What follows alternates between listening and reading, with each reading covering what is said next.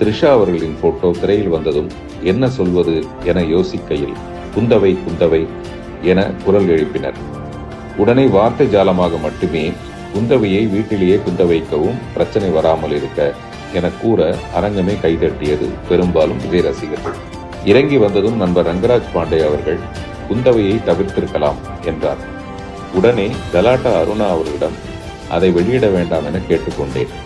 ஆனால் யாரோ எடுத்த வீடியோ மூலம் அது வெளியாகி சிலருக்கு வருத்தத்தை ஏற்படுத்தி இருக்கிறது என்பதை உணர்ந்து அதற்காக நானும் என் வருத்தத்தை மனப்பூர்வமாக தெரிவித்துக் கொள்கிறேன்.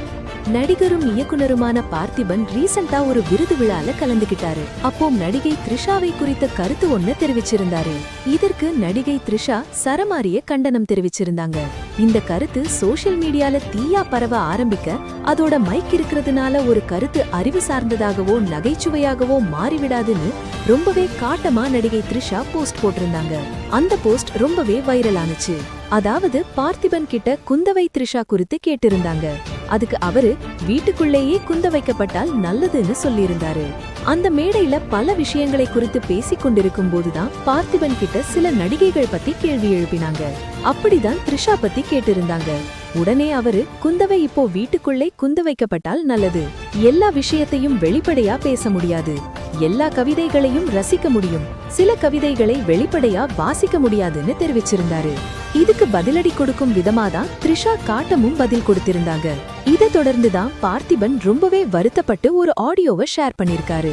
அந்த ஆடியோ தான் இப்ப சோசியல் மீடியால வைரலா வருது. சில நேரங்களில் சில தவறுகள் நோக்கமின்றி அரங்கேறி விடுகின்றன. பிரச்சனைகள் பெரிதாவதை என்றுமே நான் விரும்புவதில்லை. நான் கல்லூரிகளுக்கு செல்லும் போது கூட பெண் சுதந்திரம் பற்றியே பேசுகிறேன். ஆண் பெண் பாகுபாடு ஏதுமின்றி அனைவரும் தேவையற்ற கட்டுப்பாடுகளை விவாகரத்து செய்துவிட்டு சுதந்திரத்தை கைப்பிடித்து சந்தோஷமாக வாழ வேண்டும் என்று நினைப்பவன் நான். எனவே பெண்ணே இப்பிரபஞ்சத்தின் ஆகப்பெரும் ஆக்கசக்தி. மேலும் உங்களுடைய கருத்துக்களை கமெண்ட் செக்ஷன்ல சொல்லுங்க. இது போன்ற வீடியோஸை பார்க்க சென்னை ஸ்பார்க்கிள் சேனலை சப்ஸ்கிரைப் பண்ணுங்க. மறக்காம நோட்டிபிகேஷன் பட்டனை கிளிக் பண்ணுங்க.